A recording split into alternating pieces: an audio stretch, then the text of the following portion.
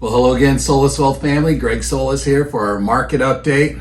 Again, just a quick update on the family. Everybody's doing well. We're on summer break. Emily's officially done with her sophomore year. Cannot believe it. She's going to be a junior next year.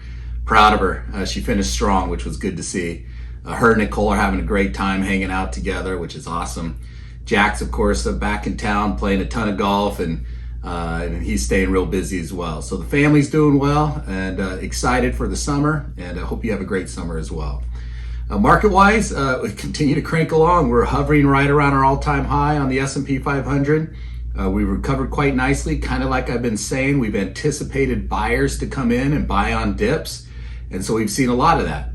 Three things we're keeping a close eye on, though, that I think we got to watch, and I think there's some headwinds. I kind of mentioned it last time, but it's starting to come a little bit clearer, and that's inflation. Inflation is real. We're seeing that come up. The so-called personal consumption expenditure, or PCE, came out this last week, and we saw it up about 0.6% year over year, which is quite a lot. Again, that's coming off a deflationary environment that we had last year at this time, but still 0.6 is quite high. So we're running right about 3.1% on the PCE. We haven't seen that since 1992. So inflation is out there. The question is it transitory, or is this going to be an ongoing thing? And that's what the Fed's going to be watching very closely.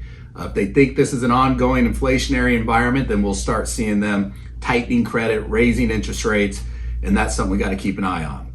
It is a good possibility, though, that this might be just a short-term thing. So that's what we're watching. Second thing, higher taxes. We know that's most likely coming. There's a lot of debate and talk on this right now. There's a lot of spending going on in government, and we got to pay for it. So higher taxes, I'm sure, is coming, and that'll create a headwind as well. We're also seeing valuations pretty high on the equity market. So again, as I mentioned last time, price earnings multiple hanging around that 22 level. Historically, we like to see it around that 17 level. Price earnings multiples just simply means it's a way to look at valuations on the equity markets. So we're a little high valued right now, so we're expecting some potential volatility, but the tailwinds are still there. A lot of pent-up demand, a lot of stimulus package money out there. The Fed still is accommodating. And again, with the economy opening up, with the vaccine taking hold, we still do see a lot of tailwinds. So we're going to see a little tug and pull here with what's going on in the markets. So I'm anticipating some volatility, but we still remain cautiously optimistic as we go forward in 2021. But we're going to keep an eye on some of these things that are potentially creating some headwinds.